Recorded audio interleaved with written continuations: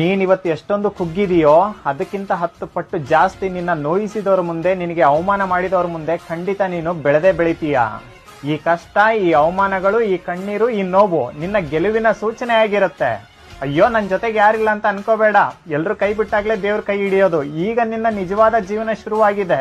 ಕೆಲವ್ರು ಅನ್ಕೋಬಹುದು ನಿನ್ ಕತೆ ಮುಗಿದ್ಬಿಡ್ತು, ನಿನ್ನ ಮೂಲೆ ಗುಂಪೆ ಮಾಡಿದ್ವಿ ಅಂತ ತುಂಬಾ ಜನ ಖುಷಿ ಪಡ್ತಾ ಇರಬಹುದು. ಅದೆಲ್ಲವೂ ಕೂಡ ಅಲ್ಲ. ನಿನ್ನ ನಿಜವಾದ ಜೀವನ ಈಗ ಶುರುವಾಗಿದೆ. ದೇವ್ರು ತೋರಿಸ್ತಾನೆ, ಕೈ ಹಿಡಿಯೋ ಮುಂಚೆ ಖಂಡಿತ ತೋರಿಸ್ತಾನೆ ಎಲ್ಲರ ಬಣ್ಣವನ್ನ. ಅದೇ ರೀತಿ ನಿನ್ನ ಜೀವನದಲ್ಲಿ ಅಪಾರವಾಗಿ ನಮ್ಮೋರಂತ ನಂಬ್ತಾ ಇದ್ದಲ್ಲ, ಅದಕ್ಕೆ ಅವ್ರ ಬಣ್ಣವನ್ನ ತೋರಿಸಿದ್ದಾನೆ. ಆದ್ರೆ ದೇವರು ನಿನ್ನ ಕೈ ಬಿಟ್ಟಿಲ್ಲ. ಯಾವತ್ತೂ ಕೂಡ ಹೇಡಿಯಾಗಿ ಮೂಲೆ ಸೇರ್ಬೇಡ. ನಿನಗೆ ಯಾರು ನೋಯಿಸಿರ್ತಾರೋ, ನಿನಗೆ ಯಾರು ಅವಮಾನ ಮಾಡಿರ್ತಾರೋ ಅಂತವ್ರ ಮುಂದೆ ಬೆಳೆದು ತೋರಿಸ್ತೀನಿ ಅನ್ನುವಂತ ಛಲ ಒಂದು ನೀನ್ ತುಂಬ್ಕೋ. ಭಗವಂತನೇ ಎಷ್ಟೊಂದು